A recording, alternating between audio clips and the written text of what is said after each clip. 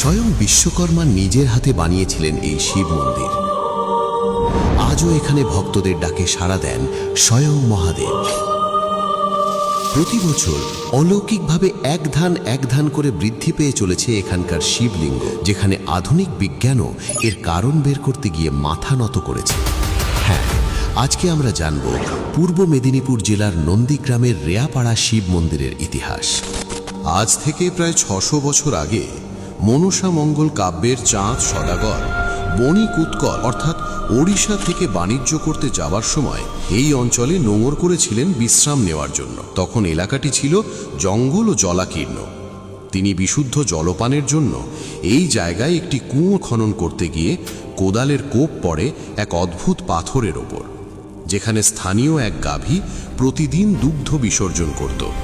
ওই দিন বণিকের ওপর স্বপ্নাদেশ হয় সূর্য উদয়ের আগেই এক রাতের মধ্যে এখানে মন্দির বানাতে হবে, এবং সেই মন্দির নির্মাণের দায়িত্ব গিয়ে পড়ে স্বয়ং বিশ্বকর্মার ওপর।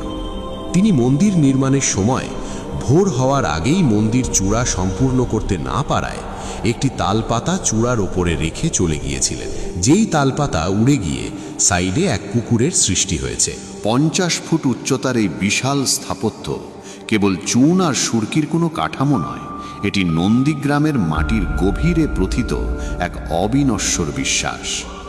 শত শত বছরের রোদ, বৃষ্টি আর ঝোড়ো হাওয়া সহ্য করেও রেয়াপাড়ার এই শিব মন্দির আজও সগৌরবে দাঁড়িয়ে আছে, ঠিক যেন এ অঞ্চলের মানুষের অটল আস্থার এক প্রতীক হয়ে।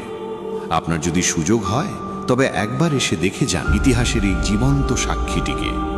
আজকের এই তথ্যচিত্রটি আপনাদের কেমন লাগলো তা কমেন্টে জানাতে ভুলবেন না। মহাদেবের এই অলৌকিক কাহিনী ছড়িয়ে দিতে ভিডিওটি শেয়ার করুন। জয় বাবা মহাদেব। আমাদের সাথে থাকার জন্য ধন্যবাদ।